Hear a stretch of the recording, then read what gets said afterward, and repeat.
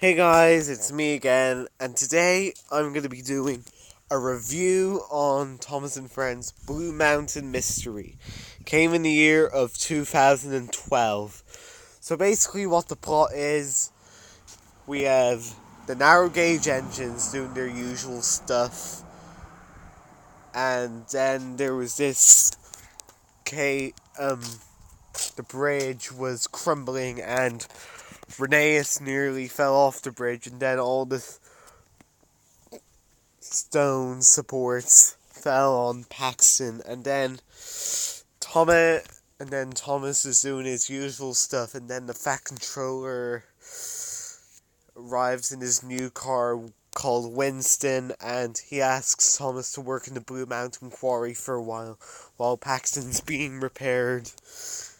And then Thomas arrives at the Blue Mountain Quarry, and then he finds this mysterious engine called Luke, which he doesn't like to see anyone because he has a very embarrassing and emotional backstory.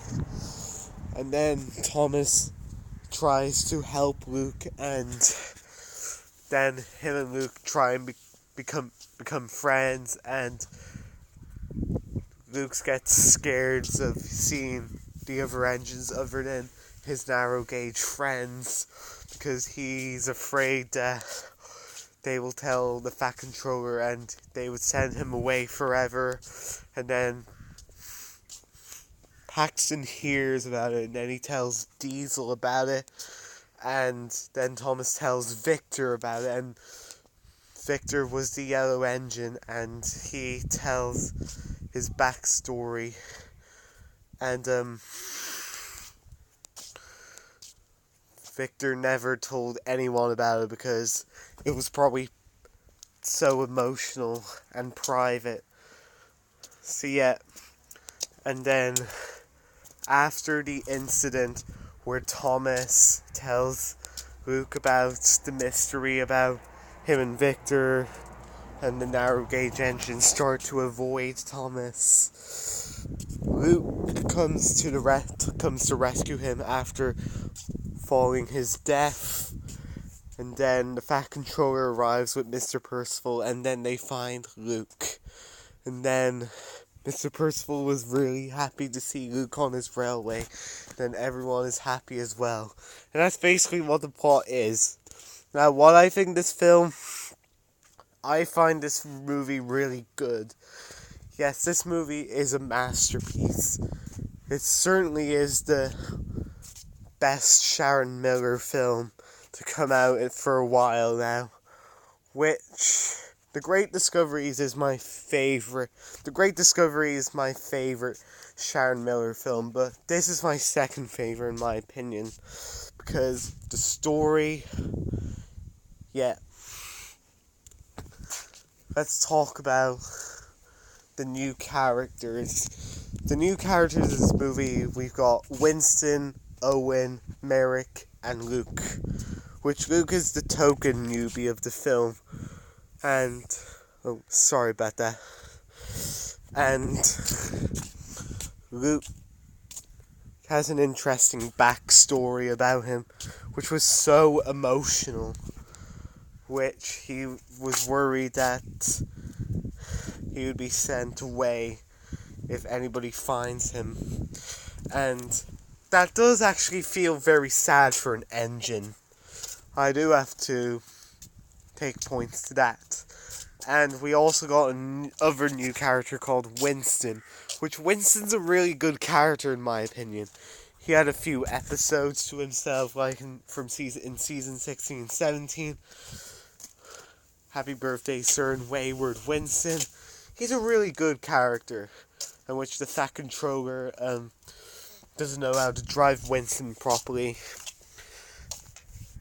That's just because he's starting to drive him. And we're not.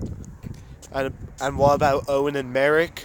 Well, I don't really care about them because they do absolutely nothing in the film. I'm not saying I hate them, but they don't really have characters. They're just there as background characters. And yeah, Owen did have a few speaking roles. He even spoke in a new episode in the newest Thomas season. Sorry I've spoiled it for the people who haven't seen it. Which he's voiced by Rob Rackstraw now. And Merrick only had 2 speaking roles in this special and season 17, The Switch. Which Merrick is daft forgotten. Well, not really, but he's just a background character. And the only personality he has is sleeping. Because he does absolutely but jack crap in this. And we also got a few returning characters. And you guys probably know the returning characters. The narrow gauge engines. When I first saw the narrow gauge engines returning, I was really surprised. The only narrow gauge engine that didn't return was Duncan. And Mighty Mac, Fearless Freddy, Duke, and some others didn't return either. Which I find a really shame. We didn't see Duncan in this special, but he did return in season 18. And we never saw Fearless Freddy, Mighty Mac, Duke, and Bertram again, which I find it really disappointing. The narrow gauge engines that return in this special are Skarloey, Rheneas, Sir Handel, Peter Sam, and Rusty. And yeah, and this was also the last special to be narrated by Michael Angelis before Mark Morahan came along to be the new narrator from King of the Railway to Journey Beyond Sodor. And this was also the last special to be written by Sharon Miller. Well, her writing wasn't really that bad. I guess that Sharon Miller was starting to improve her writing, but she just got fired and replaced by a new writer called Andrew Brenner, who knew about the original series and started putting realism in it again. And yeah, this was also the last special animated by Nitrogen Studios, it was being replaced by Arc Production from 2013 to 2016, and then Arc Production become bankrupt, and then it was replaced by Jamfield from 2017 onwards. And yeah, this special was really good. And I know that a friend of mine called Toys YT that he doesn't like this special. Well, I can respect his opinion on it, but he does hate that scene where the narrow gauge engines interrupt Thomas and then avoiding him. I do have to agree with that scene.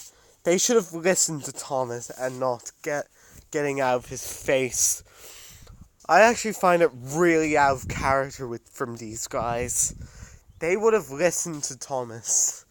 Well, that's my only negative. The rest of the film is still pretty good. Which that was the only scene I didn't like, about the narrow gauge engines interrupting Thomas and then avoiding him. And yeah, I would have feel like that this would have been the first special written by Andrew Brenner, because it does have a bit of realism in it. Like, yeah. And then in the end of the film, sorry I'm spoiling it for the people who haven't seen it, that Rheneas gets repainted. And they would actually find the yellow engines, which they would think it was Rheneas, but he actually got repainted.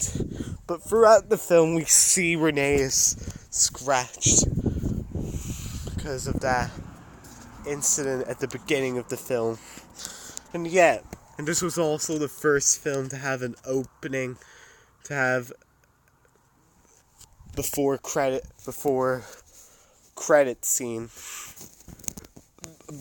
opening credit scene, which it became a popular thing from this point onwards. Yeah. So, I think that's all I have to say. Overall, Blue Mountain Mystery is a great film. It gets a 10 out of 10, actually. Yeah, this movie was really good. And, yeah. That's all I have to say, guys. That's all for now. Stay tuned for some more videos coming up soon. And this is me, signing off.